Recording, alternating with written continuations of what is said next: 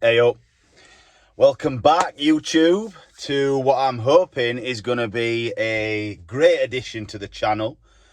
If anybody likes the DIY that I've put out before on some of the early videos, making a quarter pipe, making a high hop to bunny hop over, and doing out the garage for a mountain bike man shed slash bike cave, bike, whatever. So this is going to be part 1 of 3, and it's been a long time coming. It was filmed originally from early 2021, and it's gone through all chuffing seasons, and finally managed to get some of the content together and make a decent video, hopefully. So let me know what you think, because we are taking DIY to the next level in the Secret Cabin Project Part 1.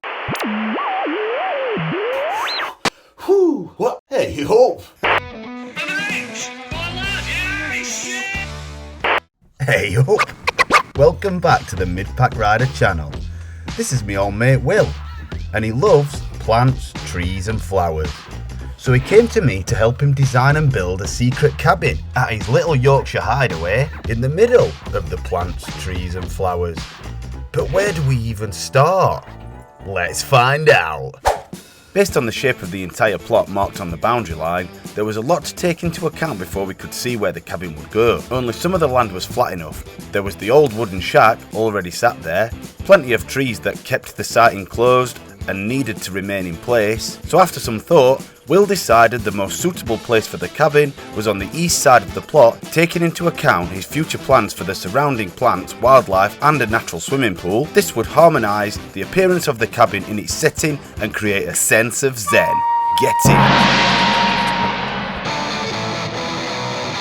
Kicking things off, we are recruiting the help of these guys from the Great British Ground Screw Company to drive in a series of giant metal ground screws for the entire cabin to sit on, which will eliminate the need to remove any tree roots, do any excavation or pour any concrete in this remote location.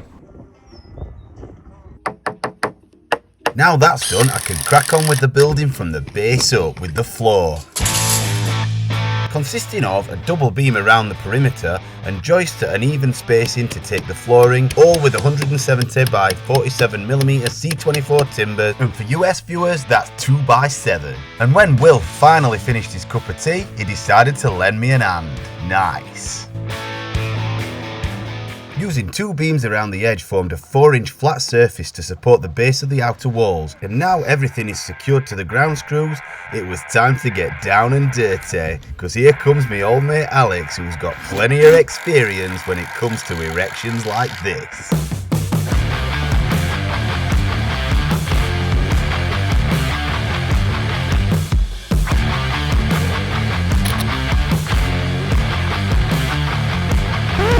Hold on a minute.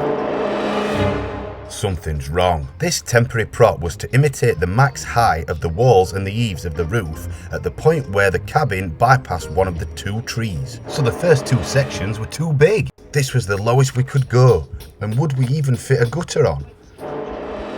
Stay tuned to find out. Moving on, what else could go wrong?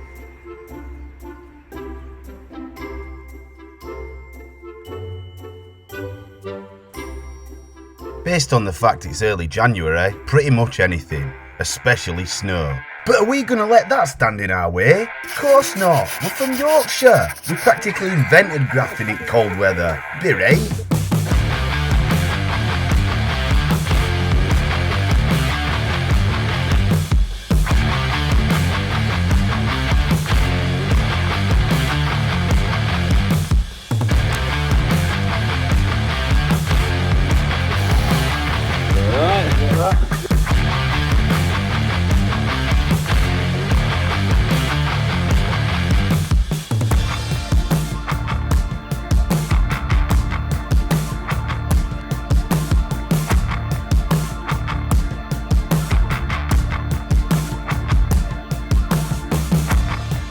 While we now had most of the stick frame done, keeping things out was still a bit tricky.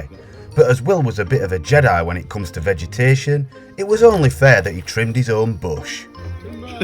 Now cracking the whip is my main man Gaz.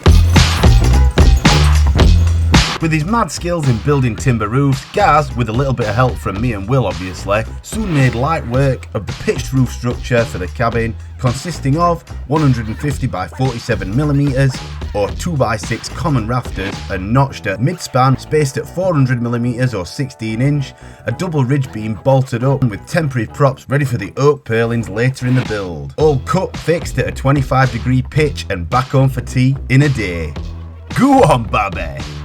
As for me, it was time to carry the baton solo for the remaining part of the framework and reflect on some of the finer details. Quick little tip that I got from my old mate Gazzy D.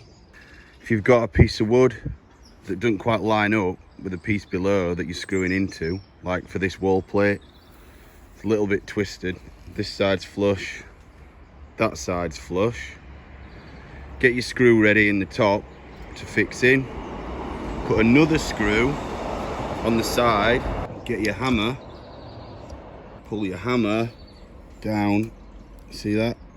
Until your wood is flush. And then you can screw that one in. Nice and flush, and you don't have to mess about using any clamps.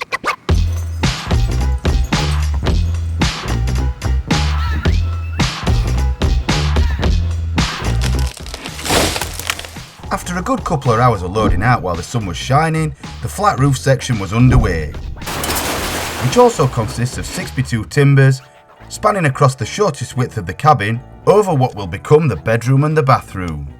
Subscribe to stay tuned for part 2 of the cabin build to find out how we complete this outer facade with a low energy, sustainable yet simple approach that looks pretty chuffing good. Cause for now, it's time to pack up the tools until Will gets rid of this lot. Nice one.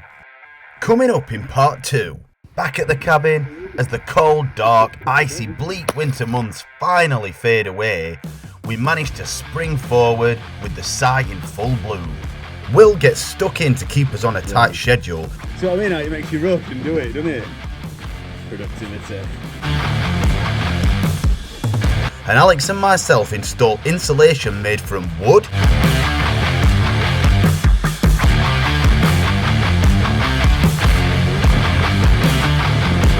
but most of all, will the tree be too close to finish the roof?